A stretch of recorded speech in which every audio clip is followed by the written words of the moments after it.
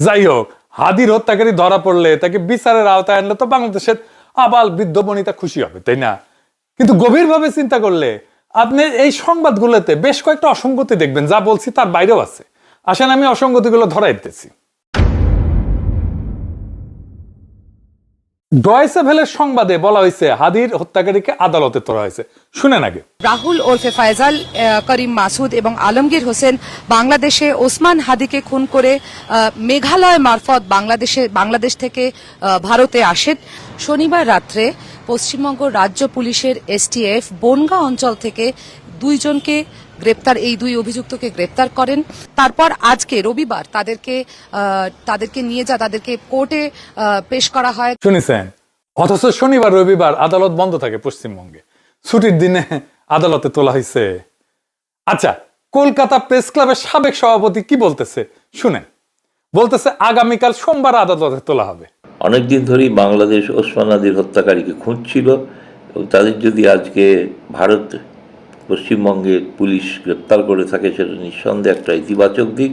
তবে যেটা শুনেছি সেটা হচ্ছে, যেহেতু আজকে রবিবার, আগামীকাল সোমবার আদালত খুললে এদের আদালতে প্রডিউস করা হবে, অর্থাৎ আদালতে পেশ করা হবে।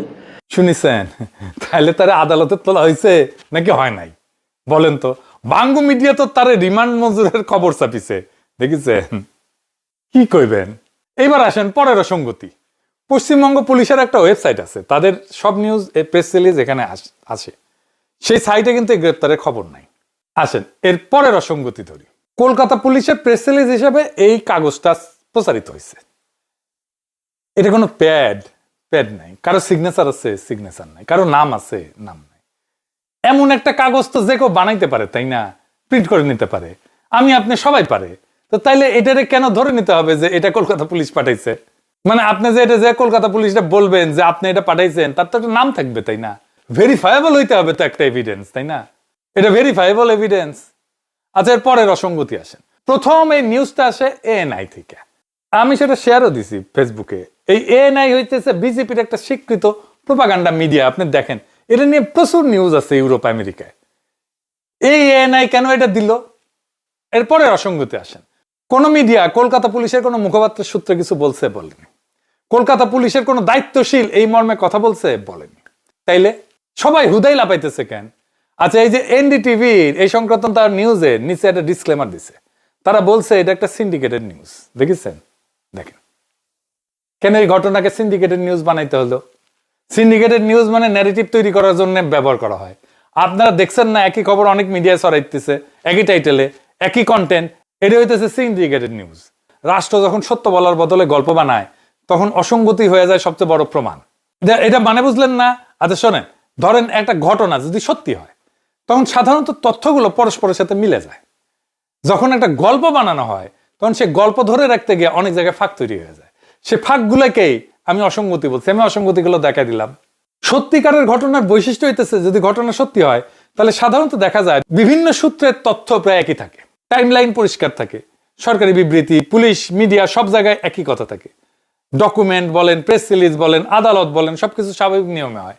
অর্থাৎ ঘটনার ভিতরে স্বাভাবিক একটা ধারাবাহিকতা আছে। কিন্তু গল্প বানাইলে কি হয়, যদি আগে সিদ্ধান্ত না হয় যে ন্যারেটিভটা চালাইতে হবে, তখন সমস্যা হয়। তখন এক এক মিডিয়া এক এক কথা বলে, টাইমলাইন মেলে না, এক একজন এক এক রকম কথা বলে, ডকুমেন্ট অদ্ভুত লাগে, কে কথা বলবে সেটা পরিষ্কার থাকে না।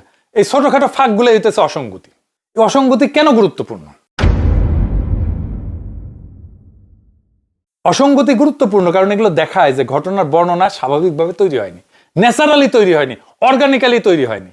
দেখেন এক্সাম্পল, উদাহরণ, পুলিশ জানে না তারা কাকে ধরতেছে, এবং সেই মতো সেই খবর পাওয়ার পর দুজনকে প্রথমে আটক করে, কিন্তু প্রথমে যারা জানতে পারেননি যে এরা কারা। নিউজেই দেখলেন তো। কিন্তু অন্য দেশে বলা হইতেছে সুনির্দিষ্ট তথ্যের ভিত্তিতে ধরা হয়েছে।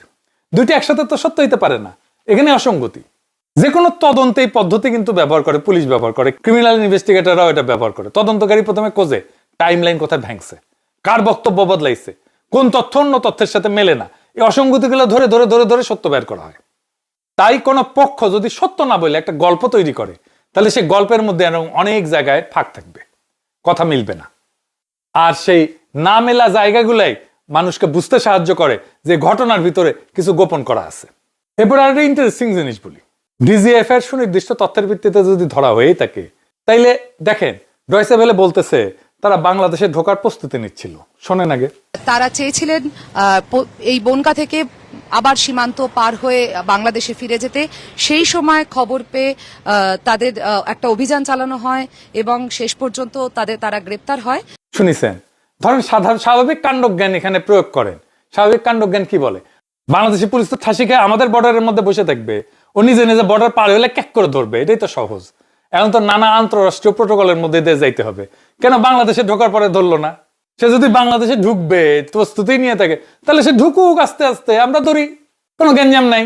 কলকাতার মধ্যে কেন ধরতে হবে? ইন্ডিয়ার মধ্যে কেন ধরতে হবে? তবে কলকাতা প্রেস ক্লাবের সভাপতি কথা একটা হিন্ট আছে, সে বলতেছে এটা দুই দেশের সম্পর্কে উন্নয়ন হবে। শোনেন।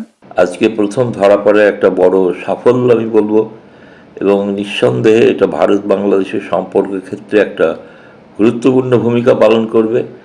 তার মানে এই ধরার গল্পটার মধ্যে একটা এজেন্ডা আছে, থাকতেই পারে দুই দেশের সম্পর্ক উন্নয়নের একটা চেষ্টা। তাই এত নাটক। একটা জিনিস ভালো হয়েছে যে ফয়সালকে বের করতেই হবে, তারা গ্রেপ্তার দেখাইতেই হবে। কিন্তু এই প্রশ্ন রেখেই গেলাম, কেন এত অসঙ্গতি তার গ্রেপ্তারের? তারপর তো ওরা জিজ্ঞাসাবাদ করা হবে। এই জায়গায় তাই প্রশ্ন, স্বচ্ছতার সাথে সেই জিজ্ঞাসাবাদ যেন শেষ হয়। একটা নিরপেক্ষ কমিশনের সামনে জিজ্ঞাসাবাদ করতে হবে, কারণ গোয়েন্দা সংস্থার সংশ্লিষ্টতার সন্দেহ যখন সমাজে আছে, অনেকে যখন বিশ্বাস করে, এটা মনে করে, অনুমান করে, এই জিজ্ঞাসাবাদকে ট্রান্সপারেন্ট বা স্বচ্ছ করতেই হবে। যদি সত্যিই খুনি ধরা পড়ে থাকে, তাহলে সত্য বের হওয়া উচিত। কিন্তু যদি এই গ্রেপ্তার একটা রাজনৈতিক ন্যারেটিভ বা গল্প তৈরির অংশ হয়, তাহলে সেটাও একদিন প্রকাশ পাবে। প্রশ্ন শুধু একটাই, সত্য কি বের হবে? আমাদের সত্য জানতে হবে, কেন হাদিকে খুন করা হয়েছিল, কে হাদিকে খুন করছিল। এই সত্য বের না করা পর্যন্ত আমরা শান্ত হব না। ইনকিলাব জিন্দাবাদ।